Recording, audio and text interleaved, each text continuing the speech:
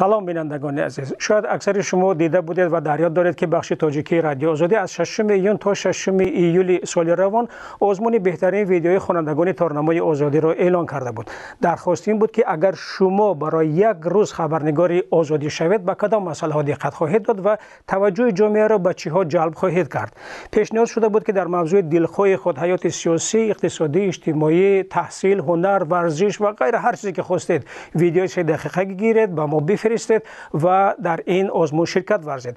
حالا سپاسگزاریم که ده ها نفر شما در این سابقه شرکت کردند، ویدیوهای خود را فرستادند، واقعا نوارهای گوناگون و موضوعهای گوناگونی را به تصویر گرفتند. به آنکه به هیچ کدام از آنها در اینجا برتری دهیم، این اولا وظیفه شماست، وظیفه همه خوانندگان رادیو آزادی که نظر خود را بنویسند و همچنین البته وظیفه هیئت داوران، باید گفت هیئت بین المللی داوران که حکم نهایی را برآورند که کدام از این ویدیوها برای جای اول مناسب است، کدام جای دوم، کدام جای سوم. ما مقصد از این نوار این نیست، بلکه مقصد این است که با ما تا این وقت نوارهای زیادی آمدن که میخوایم آنها را به شما معرفی کنیم.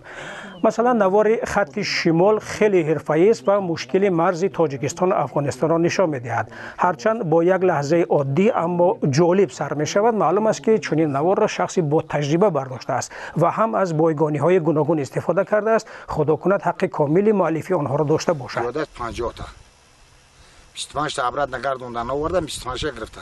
ایشوب قاچاق برا باشه ممکن سببش هم قاچاقان مواد مقدر میگن، میگم سبب باشه. افغان‌ها از سیر انداختن جانب مملکت شوروی ترس داشتند. همسایه‌ها اکنون زود مهمان ناخوانده میگردند. همین مؤلف با ما یک نوار دیگر فرستاده است که مشقت شغلکاران را نشان می‌دهد، مهنت و زحمت سخت آدمانی را که بعدها به بازار برنج دیوزیره ریگر را پیشنهاد خواهند کرد. می‌بینید که این چندان کاری آسان نیست. اما یک لحظه نادر و کمیاب از خواننده رادیو آزادی با نام واسه به ما ویدیوی رسید که خیلی جالب و خنده آور است. این نوار بدون شر خروس و سگ نام دارد. واقعا صحنه جالبی را در بر گرفته است. بهتر است چیزی نمیگوییم، شما ببینید و فکر و اندیشه خود را به ما بنویسید.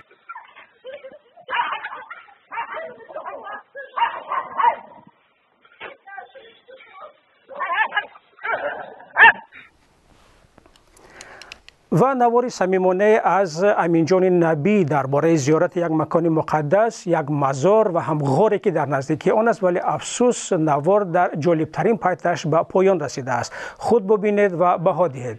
بعضی از دوستان ما نتوانستند نوار خود را به واسطه صفحه ما بفرستند و در یوتیوب گذاشتند، اما با تاکید آنکه این نوار برای آزمون رادیوی آزادی است. این هم قبول است و اگر می‌خواهید در آزمون ما شرکت کنید بشتابید. چند روز دیگر ماند و به زودی نتیجه ها جمع میشوند و برندگان صاحب بهترین جایزه های رادیو آزادی اعلان خواهند شد. همه تفصیلات در صفحه آزادی www.azadi.org. سلامت باشید، انتظاریم.